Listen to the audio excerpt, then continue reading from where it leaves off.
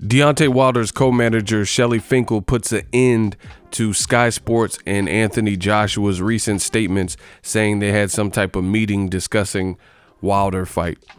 What up, fight world? It's your boy Ego, and I'm back with some more boxing. Make sure you smash the like button.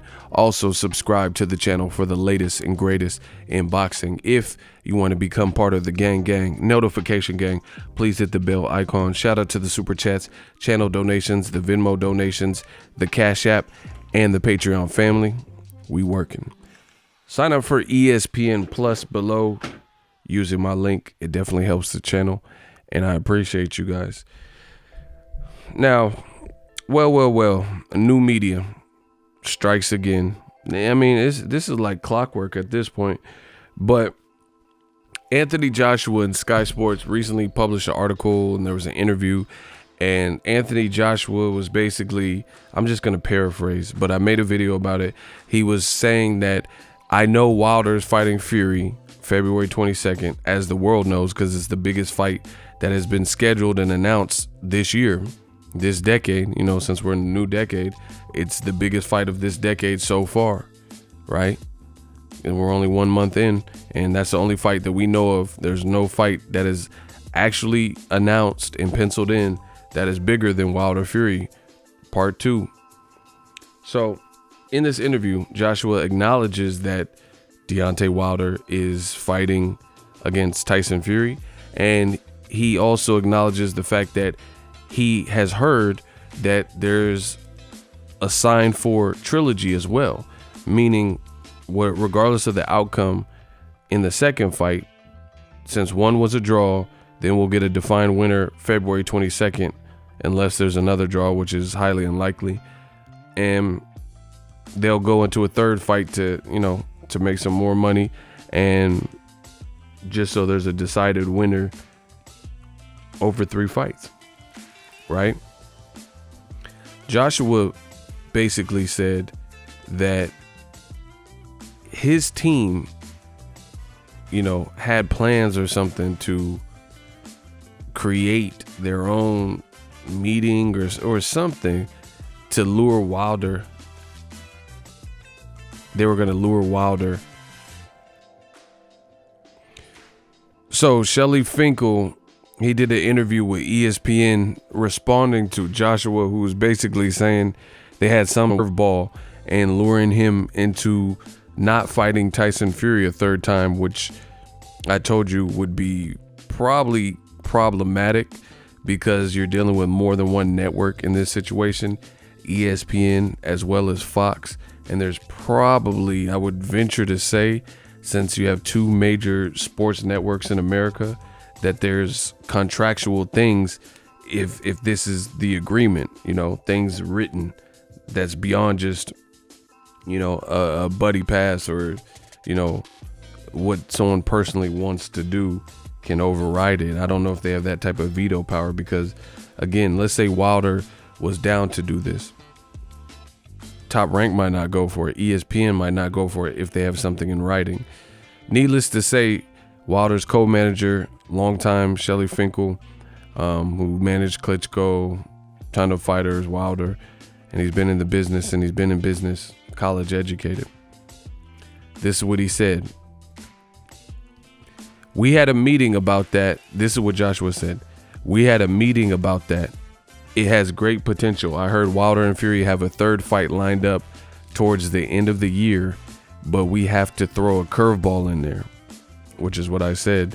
Joshua is basically saying he wants to cock block Wilder Fury 3 from happening. Shelly Finkel has since responded and says, I don't know what Anthony Joshua is talking about. We are not interested in any offer. Deontay's focus and our focus is on Tyson Fury. At this moment, we are not focusing on anything else. Wilder's co-manager Shelly Finkel on Fighting Joshua via World Boxing News. This is becoming sad, man. This is exactly what I predicted. I'm like, who did Joshua have a meeting with? You know, and he did it in Sky Sports also did it in really a clickbait fashion to make it sound like he had a meeting with Wilder, you know, so people click on it and say, oh man, you know, they're really going to get this done in 2020. Right. And it's apparent he had a meeting with himself or a meeting with Eddie Hearn, which doesn't count. Eddie Hearn's doing interviews right now talking about we have a huge site fee and Saudi Arabia wants to host a fight. This is like literally insane what's happening with these UK representations in boxing. Like it's becoming madness. Like they've lost the plot.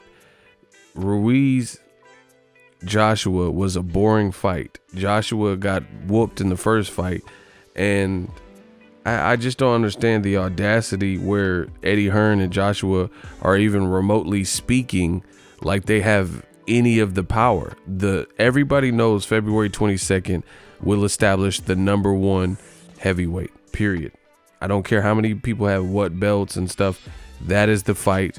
The winner of that fight is it, you know, period. So it's weird to hear Joshua and Eddie Hearn keep talking about like, oh, we want to have the fight, and like, where was this energy from Joshua in 2018 when he says, no, Wilder cannot get in my ring, this is my ring, you know, and put out basically a restraining order to have heightened security so he couldn't barge in the ring and call him out like he openly said he was going to do. You know, he's like, this is not professional. Povetkin never did this. Klitschko never did this to me. You know, it's just, this is insane. You know, Eddie Hearn talking about we want Wilder, and I guess we'll give Wilder Fury winner 50-50 now. Like, it's just sad to see what they've been reduced to in this situation. They had all that momentum. They had all the A-side leverage, and they squandered it. They held on to it too long, you know, and the shot clock ran out. They held on to the rock too long. Shot clock ran out. Turnover, you know, and they didn't score. Now they're clout chasing. Everything that they said they didn't want Wilder doing. Wilder just wanted to fight. He said he was going to smoke Joshua out, and he did that. And this is clout chasing because Joshua knows that Deontay Wilder is tied up. They know. Look at his cover art. They're doing another press conference this Saturday. They're doing that. Man, DAZN, it's going to be harder and harder for DAZN to compete in America with the fights that they're talking about making and stuff like that. They're doing an hour-long special on Wilder Fury, and that's just one of the many programs that they're shoulder programming that they're coming out with. And you have, again, two of the biggest sports networks in America, Fox, ESPN, and Fox has been doing a great job with their boxing programming since they came out. So it's really weird. You know, it's really, really weird to see how the tables have turned and how Joshua is now open to 50-50, all stuff that they said. There's literally, you could type this in on YouTube. There's an Eddie Hearn video. So type in these keywords, these string of keywords. Eddie Hearn says Wilder will get 50-50 over my dead body. Something to that effect. And you'll pull it right up. Eddie Hearn says Wilder will get 50-50 over my dead body. Now all of a sudden they're clout chasing. You know, Eddie Hearn's giving predictions for this fight, and he'll probably start doing these hour-long IFL interviews predicting how many new numbers and pay-per-view buys this will do, and, you know, hating on the undercard, saying the undercard suck, you know, just sideline stuff. The first fight, Eddie Hearn said that Tyson Fury wasn't even going to walk out. He was going to pull out with injury. He was hating on the first fight. You know, he hated on Wilder. What happened to all the games Eddie Hearn was playing? What happened to the American Takeover? What happened to the games like walking down the streets of New York asking people who Wilder was, and then people were like, oh, excuse me, do you know who Deontay Wilder is? They're like, what? Dion? Who is that? You know, playing games, asking random people. What about that part? You would look foolish doing that now because Wilder has immensely risen and improved his stock And now Joshua is really an afterthought. Nobody is really even checking. Look, the Pope named Wilder the ambassador, the boxing ambassador for peace. He's creating these moments and these crazy knockouts with credible opponents. Tyson Fury, Luis Ortiz, and Stavern rematch. You've seen how he made the adjustments from the first fight. Wilder is a bona fide star, and Eddie Hearn must be losing his mind because they overplayed their hand. And, you know, I told you, it was Cap talking about, Joshua talking about, we had a meeting. Who'd you have a meeting with? Wilder, again, you have two networks involved, two different fighters, Bob Arum, one promoter, Frank Warren, another promoter, just on Tyson Fury's side. You have Al Heyman, an advisor, Shelly Finkel, a co-manager. You have Wilder himself, Wilder's team. You have so much at play and so many different people.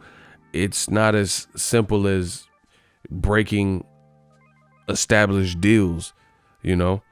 That's why I was like, who did Joshua have a meeting with? You know, Wilder's in training, couldn't fight Pulev, and see what type of numbers those do. Let me know what you guys think, but the clout chasing is getting ridiculous. New media, like I've been telling you. We working.